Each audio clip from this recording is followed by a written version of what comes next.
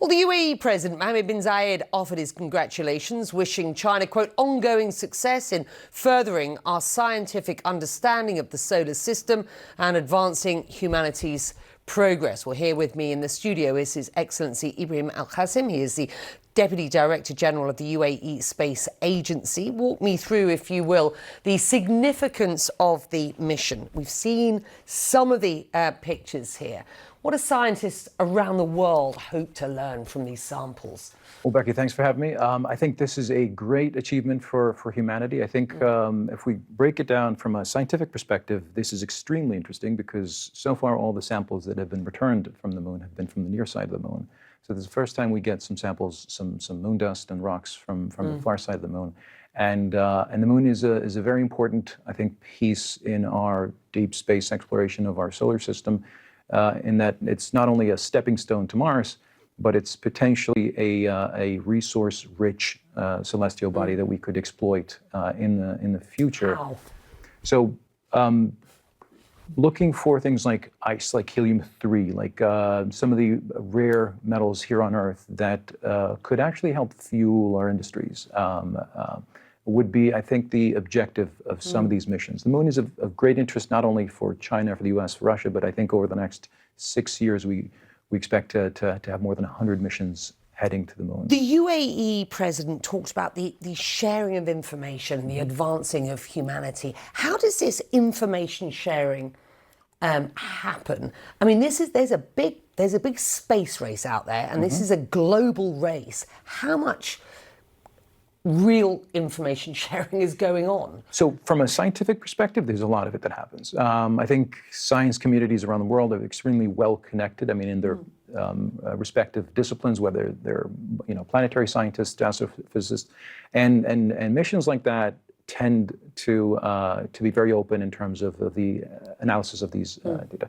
Maybe on the technological aspect, it's a little more challenging to collaborate on.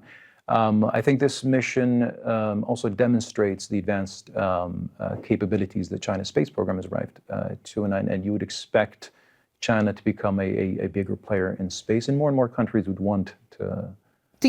Let's talk about China's ambitions, everybody's ambitions at this point. I mean, both the US and China are looking to set up research bases, as I understand it, and on the South Pole. How does this mission advance that goal, and what more is needed at this point? How does a country like the UAE play into what is going on at present?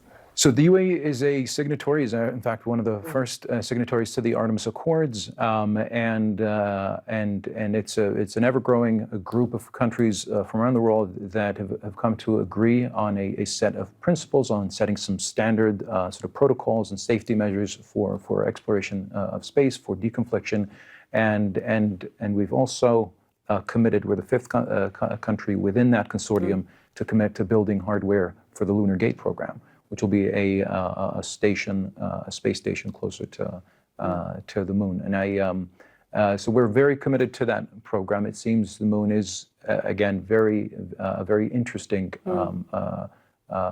body for many countries around the world. And space is hard, and space is very expensive. So it's a good idea to do it together.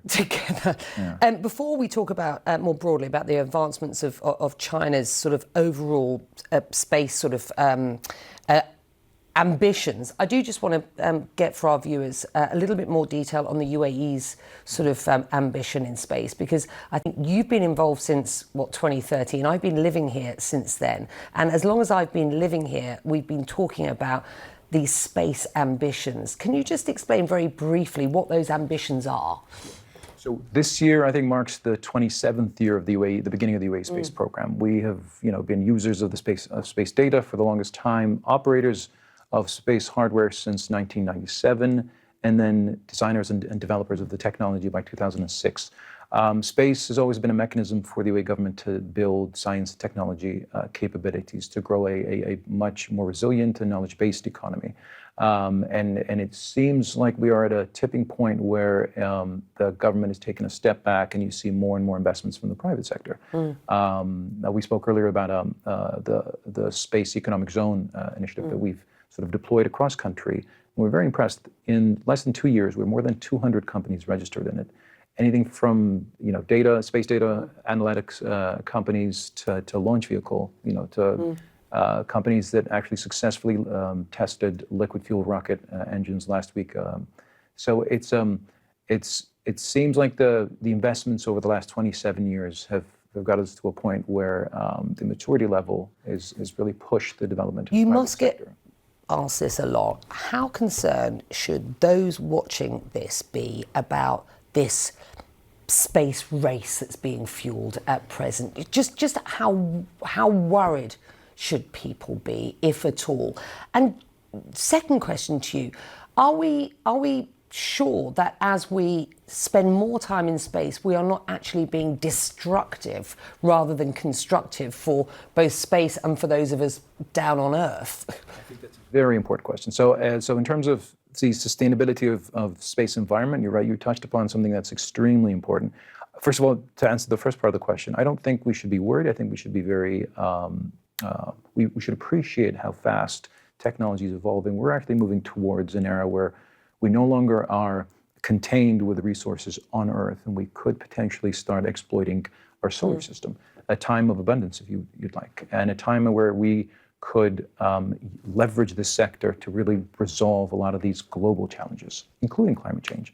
But putting together a sustainable model where, learning from climate change, having a model where we don't allow ourselves to create too much space debris, and make it extremely expensive and near impossible to intervene at a later stage. I think this is the value of developing accords like the Artemis Accord and making sure that we're well coordinated. It's good to have you. It's a pleasure to be here. I'm going to stop this interview here because we've got President Ruto speaking about what has been going on in Kenya. I need to get to that. Very much appreciate you coming in and having you here. It's been very useful. Your analysis and insights so important. Thank you very much indeed.